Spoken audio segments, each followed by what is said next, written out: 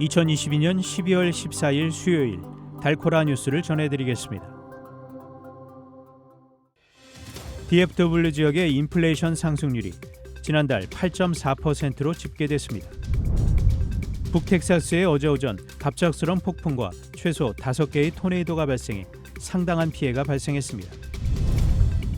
한국의 한화솔루션 큐셀 부문이 텍사스에서 개발하던 발전소형 에너지 저장 장치 프로젝트 총 7개를 매각하는 계약을 체결했습니다.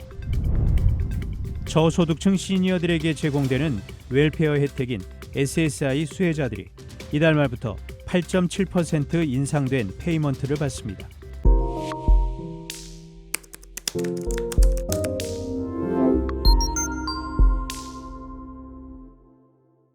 DFW 지역의 인플레이션 상승률이 지난달 8.4%로 집계됐습니다. 이는 미 전국 평균인 7.1%보다 높습니다.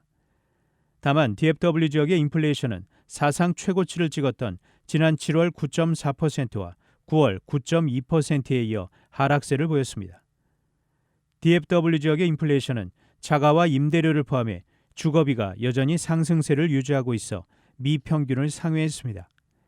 DFW 지역의 전체 주거비는 1년 전보다 10.2% 증가해 1981년 10월 이후 연간 증가율이 가장 높았습니다. 특히 지역 내 임대료는 전년 동기 대비 11.8% 상승한 수준입니다. 하지만 식료품과 쇼핑, 에너지 가격 등은 하락하기 시작했습니다. 전체적으로 11월 식료품 가격은 지난 9월보다 0.2% 하락했지만 1년 전보단 15.3% 높습니다.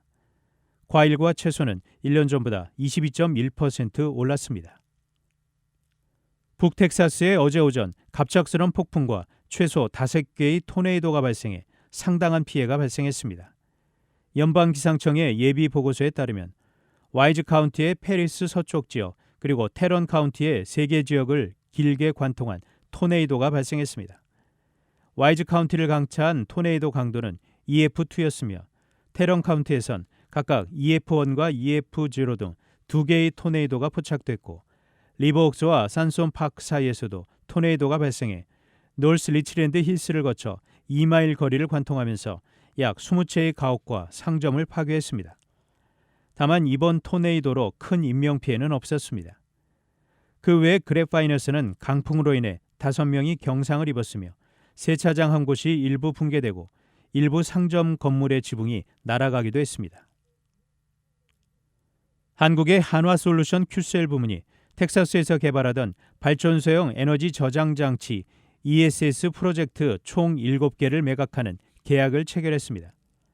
이 ESS 프로젝트의 설비 규모는 총 2.4기가와트시로 약 100만 명이 하루에 사용하는 전력을 충당할 수 있는 규모입니다.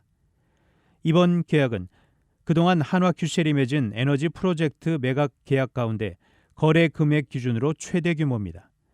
인수자인 스페인 재생에너지 개발 민자 발전 사업 기업 악시오나는 개발과 건설 작업이 완료되면 ESS 단지를 직접 운영할 예정이며 단지별 완공 시점은 2023년 1분기에서 2025년입니다.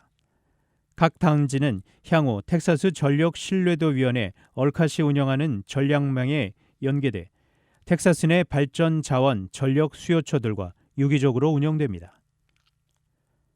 저소득층 시니어들에게 제공되는 월페어 혜택인 Supplemental Security Income SSI 수혜자들이 이달 말부터 8.7% 인상된 페이먼트를 받습니다.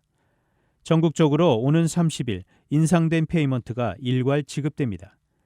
일반 소셜연금을 받는 사람들은 내년 1월 3일부터 연금을 받습니다.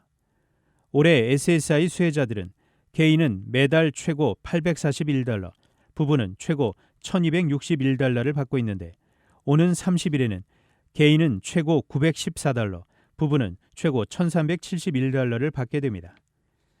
현재 근로 크레딧이 부족하고 수입도 없는 저소득층 시니어들이 SSI를 받고 있는데 수혜 대상은 65세 이상 시민권자 혹은 영주권자로 은행 잔고가 개인 $2,000, 부부 $3,000 미만인 저소득층입니다. 살고 있는 주택 한 채, 자동차 한 대, 사망보상금 $1,500 미만의 생명보험, 묘지 등은 재산에 포함되지 않습니다. 단신 뉴스입니다. 오는 15일 국민과의 대화 형식으로 100분 동안 생중계되는 국정과제 점검회의의 주제가 기존 4개에서 3개로 압축됐습니다. 12구 이태원 참사 유가족 협의회와 12구 이태원 참사 시민대책회의는 14일 서울 용산구 이태원 광장에 시민 분향소를 설치했습니다. 미국과 유로존에 이어 영국에서도 물가 상승세가 정점을 찍었다는 기대가 나왔습니다. 유엔은 우크라이나 전체 인구의 40%가 넘는 국민이 전란 속의 겨울을 맞아 인도적 위기에 처해 있다고 보고 긴급 지원 사업에 총력을 쏟기로 했습니다. 지금까지 12월 14일 수요일 달코라 뉴스 최현준이었습니다.